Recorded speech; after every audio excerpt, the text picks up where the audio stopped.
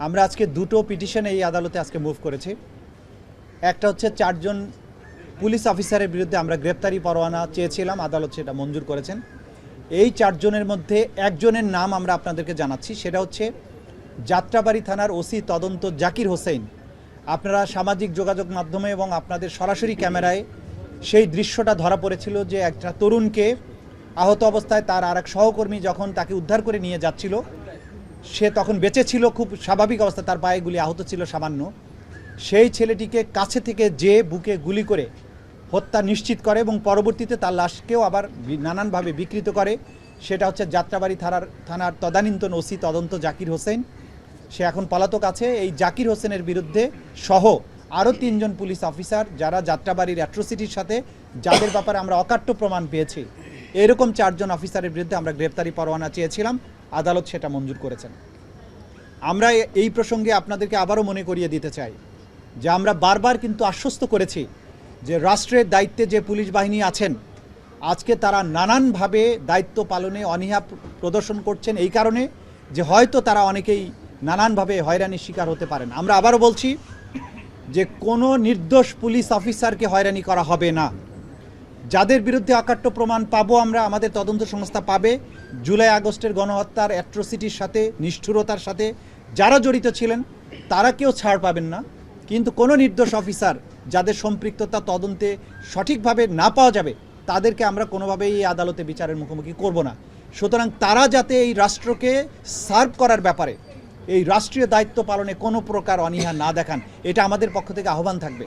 কারণ এই রাষ্ট্রটি যে পর্যায়ে এসেছে, এই রাষ্ট্রকে রক্ষা করা প্রত্যেকটা নাগরিকের যেমন দায়িত্ব, তারা আইন শৃঙ্খলা রক্ষার দায়িত্বে আছেন, তাদের দায়িত্ব, তারা নির্ভয় দায়িত্ব পালন করা উচিত যারা অপরাধ করেননি।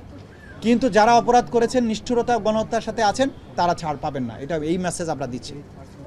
আমরা দ্বিতীয় যে আবেদনটি মুভ করেছি সেটা হচ্ছে যে এনটিএমসির যে সাবেক যিনি ডিজি ছিলেন, বরখাস্তকৃত মেজর জেনারেল জিয়াউল হাসান, যার বিরুদ্ধে অভিযোগের তো অন্ত নাই, আমাদের তদন্ত সংস্থায় তার বিরুদ্ধে অসংখ্য অভিযোগ এসেছে, অসংখ্য হত্যাকাণ্ডের সাথে তার সম্পৃক্ততা, গুমের সাথে তার সম্পৃক্ততা, এগুলো আমাদের তদন্ত সংস্থা ইতিমধ্যেই প্রমাণ পেয়েছে। বাকি তো আরও তদন্ত পূর্ণাঙ্গভাবে হলে তার ব্যাপারে জানা যাবে। তিনি অলরেডি আমাদের এই ট্রাইব্যুনালের আদেশে গ্রেপ্তারকৃত আছেন। তার কাছ থেকে আমাদের জিজ্ঞাসাবাদ করা দরকার কাদের মাধ্যমে তিনি এই হত্যাকাণ্ডগুলো ঘটিয়েছেন, বা তার কাছ থেকে এই বিস্তারিত তথ্য আমাদের জানার স্বার্থে আন্তর্জাতিক অপরাধ ট্রাইব্যুনালের যে আইন আছে, রুলস অফ প্রসিডিওর আছে, সেই অনুযায়ী তাকে আমরা 1 দিনের জন্য জিজ্ঞাসাবাদের বা ইন্টারোগেশনের জন্য অনুমতি চেয়েছি আদালতের। আদালত সেই অনুমতি দিয়েছেন একটা নির্ধারিত তারিখে। সেই তারিখটা আমরা আপনাদেরকে জানাচ্ছি না আমাদের নিরাপত্তার কারণে। সেই তারিখে তাকে আমরা জিজ্ঞাসাবাদ করব, জিজ্ঞাসাবাদ করে তার কাছ থেকে তথ্য উদ্ঘাটনের জন্য আমরা চেষ্টা করব। তৃতীয় যে বিষয়টা আজকে আপনাদের বলা দরকার, যেটা আপনাদেরকে ইতিপূর্বে বলতে পারিনি, সেটা হচ্ছে যে আমরা গত পরশুদিন ইন্টারপোলের কাছে রেড নোটিশ পাঠানোর জন্য বা রেড অ্যালার্ট জারি করার জন্য ইন্টারপোলকে রিকোয়েস্ট করেছি।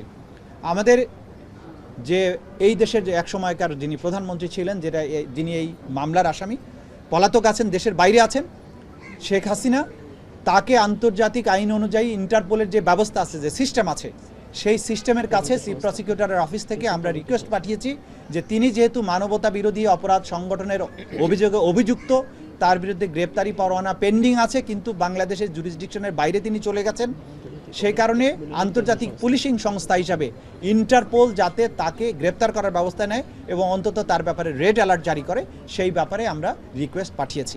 এই 3টি আপনাদের জানানোর জন্য ছিল। Thank you. আমরা ইন্টারপোলে যেটা আমাদের চিঠিটা থ্রু আইজি যায়, এটা কমিউনিকেট করার দায়িত্ব পুলিশের, আইজিপির, বাট আমরা রেখেছি সরাসরি ইন্টারপোলকেই, এইটাই যাবে সেইভাবে। যেটা নতুন করে হয়েছে সেটা 12ই ডিসেম্বর, নতুন ফার্দার ইনভেস্টিগেশনের জন্য। কিন্তু গ্রেপ্তার হওয়া মাত্র তাকে ট্রাইব্যুনালে উপস্থিত করতে হবে। আপনারা জানেন যে যখনই গ্রেপ্তার করা হয় তার 24 ঘন্টার মধ্যেই আইন অনুযায়ী তাই ট্রাইব্যুনালে যে কোনো গ্রেপ্তারকৃত ব্যক্তিকে হাজির করতে হবে। জিজ্ঞাসাবাদ করবে কিন্তু তদন্ত সংস্থা, এটা প্রসিকিউশন না। জি জি,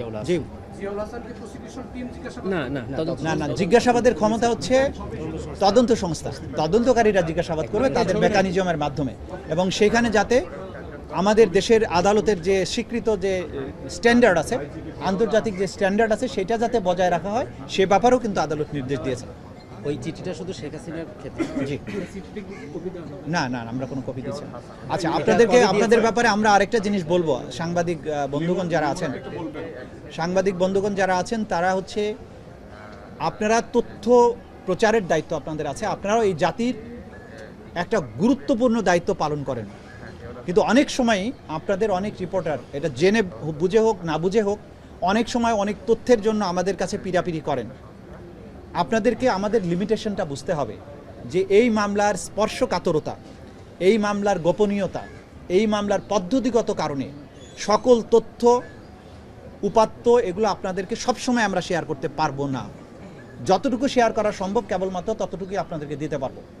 অনেকেই ব্যক্তিগত সম্পর্কের জের ধরে আমাদের রুমে ঢুকে চান আমাদের অনুমতি ছাড়া, কখনো ছবি তোলার চেষ্টা করেন, ডকুমেন্ট নেওয়ার চেষ্টা করেন। আপনারা এগুলো করবেন না, কারণ পৃথিবীর কোনো আন্তর্জাতিক আদালত অর্থাৎ এই যুদ্ধ অপরাধ অথবা মানবতা বিরোধী অপরাধ সংক্রান্ত যত ট্রাইব্যুনাল আছে সেইখানকার নিরাপত্তা ব্যবস্থাগুলো আমরা দেখেছি। এইভাবে তথ্য সাংবাদিকদের সরবরাহ করার সিস্টেম কোথাও নাই। এবং এটা যদি আপনারা করেন, অনেক সময় আপনারা ভুল রিপোর্ট করেছেন, আমরা কিন্তু আপনাদের বিরুদ্ধে কোনো রকমের কোনো অ্যাকশনে যাইনি। যেমন ধরেন ওয়ারেন্ট ইস্যু হয়েছে ৪৫ জনের বিরুদ্ধে, ৭৬ জনের বিরুদ্ধে আপনারা রিপোর্ট করেছেন। আমরা আপনাদেরকে যা সতর্ক করেছি, আপনারা এগুলো করবেন না। এগুলো এই যে ট্রাইব্যুনালে যে জাতীয় বিচারের যে প্রত্যাশা, এই একটা ন্যায় বিচার, সঠিক বিচার এখানে হওয়া, সেইটা যাতে কোনোভাবে আপনাদের কোনো ভুল রিপোর্ট অথবা কোনো রকমের আপনাদের অতিরঞ্জিত রিপোর্টের কারণে ক্ষতিগ্রস্ত না হয়, সেই ব্যাপারে আপনাদের দৃষ্টি আকর্ষণ করব। আপনাদের সহযোগিতা আমরা নিশ্চয়ই চাই, কারণ এই জাতির যে অর্জন, যে স্বাধীনতা দ্বিতীয়বারে, এইখানে আপনাদের এই সহযোগিতা, আপনারা যে আপনাদের রিপোর্টিংয়ের মাধ্যমে জাতির কাছে এই মেসেজটা পৌঁছবে যে যারা ভিকটিম ফ্যামিলি আছে তারা ন্যায় বিচার পাচ্ছেন বা বিচার প্রক্রিয়াটা স্বচ্ছভাবে হচ্ছে, আইন সম্মত উপায়ে চলছে। এই ব্যাপারে আপনাদের এই পজিটিভ রিপোর্টিংগুলো জাতির জন্য কাজে আসবে। কিন্তু কোনো ভুল রিপোর্টিং এটা কিন্তু সকল পক্ষকেই ক্ষতিগ্রস্ত করতে পারে। আপনাদের বিবেচনা করার জন্য অনুরোধ করছি। ধন্যবাদ। এটা আমরা অভিযোগ যেগুলো এসেছে, অভিযোগের ব্যাপারে তো আমরা এখন আর ব্রিফ করি না। যে ভিকটিম এসে অভিযোগ এখানে দায়ের করেন তিনি সরাসরি কথা বলেন, সেক্ষেত্রে উনি যদি নিজে বলতে চান সেটাই যথার্থ হবে বলে মনে করি। Thank you. সবগুলো পজিটিভ নিউজ দিলাম। আপনারা আমরা বলেছি যে আপনারা জাতির না, আমরা বলেছি যে আপনাদের এই পজিটিভ ভূমিকা কিন্তু জাতিকে অনেক বেশি উপকৃত করে। না না, আপনাদের ভূমিকাটা অবশ্যই প্রয়োজন। আমরা এই জন্য বলেছি যে এই জাতির প্রতি কিন্তু আপনাদের একটা বিশাল দায়িত্ব আছে। আপনারা এই রাষ্ট্রের একটা ফিফথ কলাম হিসেবে বলা হয় আপনাদের।